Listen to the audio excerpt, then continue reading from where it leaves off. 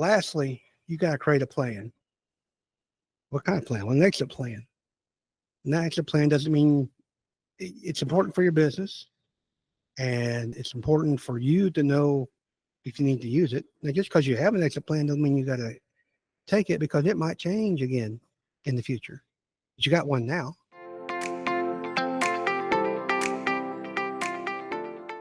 There ain't a soul in the world that wants to start a business that damn near kills them. But mine did. God gave me a second chance and I still had to come back and fix problems. What do you mean? Well, years ago, thought I understood everything. I did it best, blah, blah, blah. I could do it the cheapest, all that good stuff. I was building my own spec houses. And I got sick. I got really sick. Matter of fact, the doctors told my daughters and my wife that I might not wake up. And if I did wake up, I'd have brain damage. And the problem was I had all this shit up in my head, everything. Nobody knew what to do.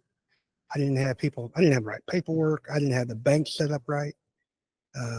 Nobody could pay bills. Now they finally worked it out, thank the Lord, but it was a mess.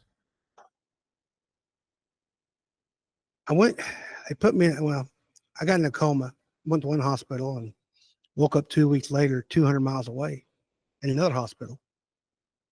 All kinds of tubes in me. And I mean, everything, every orifice full of something. It was hell, but not as much hell as I guess I put my family through because I didn't know, I didn't do the right things. And on a side note, I understand why I love streaming video because I was so tired of watching TV of the same damn commercials. So I had a lot of time to think. And I thought about, think about your loved one and they told them that they weren't going to wake up. There's nothing you can do about it. And then you have to deal with their mistakes, their problems, their things that they're having to deal with. People wanting to get paid. That was a big one. What's the next step? Nobody knows. What do I do if somebody calls? And a lot of people are calling. My phone ringing all the time. And I didn't know what to tell them. So she's calling some of my other friends to see if they could make it out. And they made it all work. Don't get me wrong. But it wasn't easy. And I felt awful. And I realized, sitting in that damn hospital bed, with tubes running out my nose, that I had to make a change. And it was a long road, 3 or 4 months worth of rehab, of getting my strength back and so forth. But hell, when I got back home, I still had to go fix some problems that the people I had hired didn't even do right. And that's shitty, I'm telling you. But it had to be done. I had to sell that house to make any money. And it dawned on me, well, it didn't dawn on me. It was like God slapped me upside the head, I guess. Somebody hit me and said, hey, you got to make a change. And I did. I've made a lot of changes since then. I got people who answer the phone for me, who knows what's going on. I got people that work for me that I trust. I got people that I can go to that say, hey, I pay you more than I pay everybody else because I want you to make sure it's done right because I'm not there. My bank paperwork's right. I got lawyers involved. I got all that stuff straightened out. But the business should not break you. That's the goal. The goal, you probably started out in your business. Just make sure you got paid. So you can pay your bills, buy the food, support your family. But it's evolved. It's evolved into a business. That's how it was for me. I started houses just to make a little side income. I turned it into a business. Then I got sick. But I was the only one who knew how the business ran. I have a coach these days, and well, I have all kinds of coaches, matter of fact. And one of them, they're getting me to do some things that I'm not used to. And I say that because it's made me think here lately and how this all works. In college, I learned a process, and I'm going to go into the 5 things I guess I've taken away from this. I learned something in college. Number one is that you got to plan your day, plan your life. That's easier said than done sometimes, but you got to have a structure.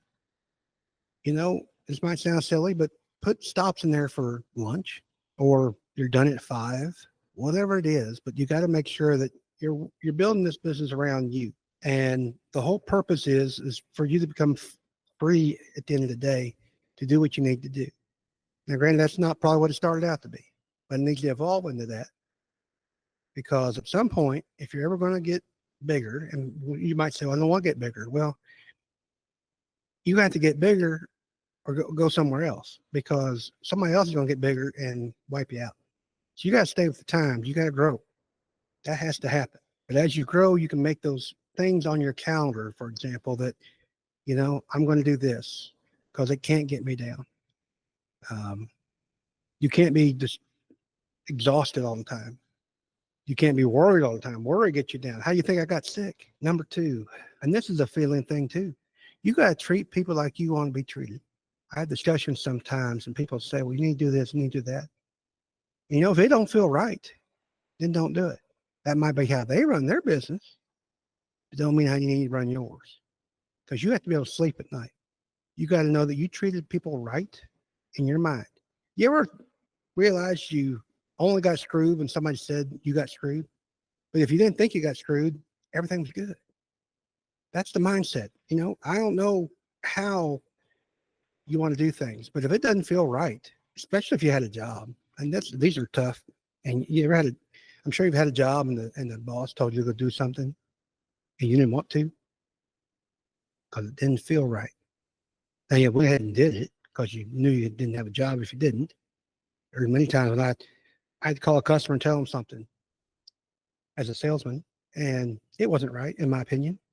It wasn't my company. Well, now I have a company. You have a company. You can do it the way you want to do it. As long as you feel like it's fair in your mind and you can sleep at night with it, that's great. Then make that happen. But I think the biggest one is, and the easiest one is, if you feel that you've treated those people like you want to be treated, then I think you've done what you need to do. Number 3, you gotta build some routines. That goes with health, food, mindset.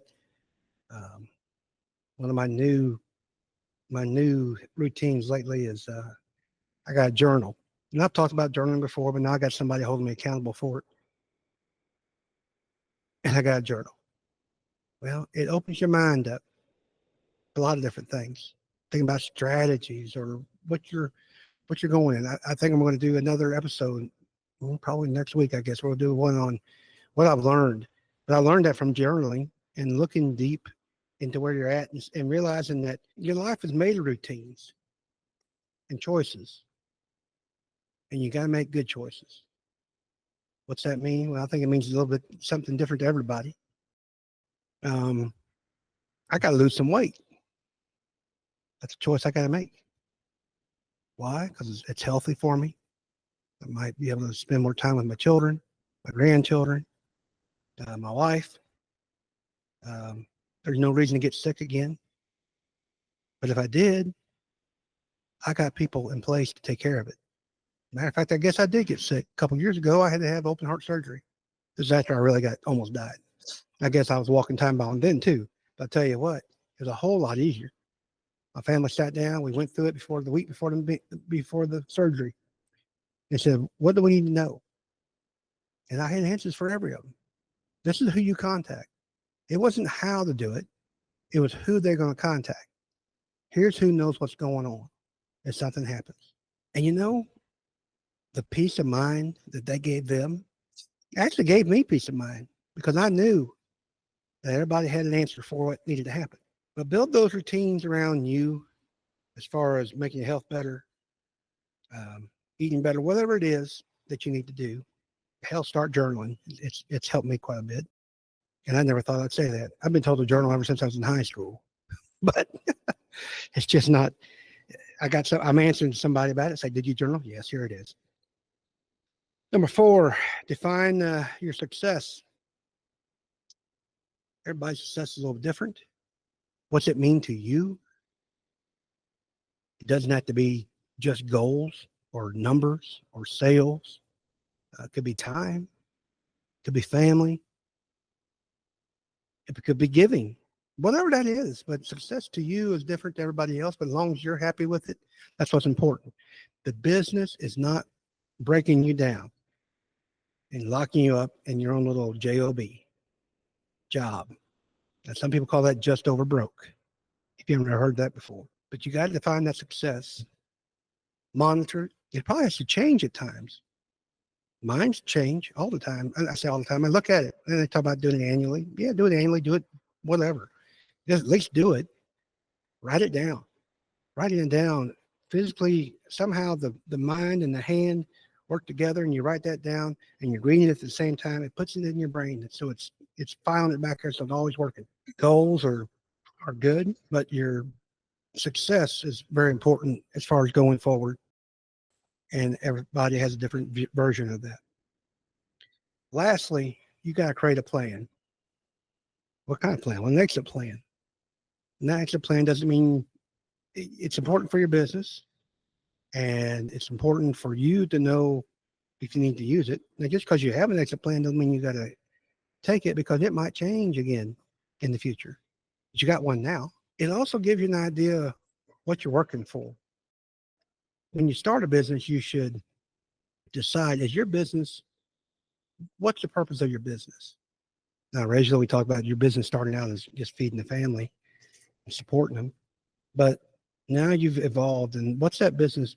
Do you plan to sell it someday? Do you want to pass it on to your kids? Do you want to go public? There are a lot of different things, but have a plan in place. And that plan should include how you get out.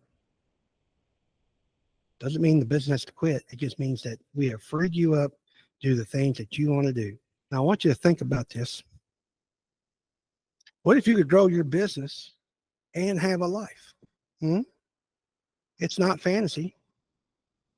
It is the goal. The goal of getting out. The goal of freedom. On my pyramid of things that to do, become a hard hat and get out of that and go to the CEO. Freedom's the second on the level. At the top is CEO, but you got to build your way up to that.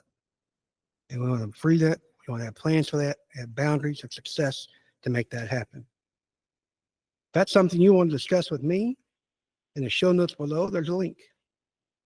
I'd be happy to talk to you about your goals, your success, how we make that happen. How do you get that freedom? Click on it, get a 30-minute free consultation. Be happy to discuss how we can get a breakthrough in your company. That being said, I do hope to see you guys again next week. Thank you for your time. This has been the Hard Hat CEO. Bye-bye.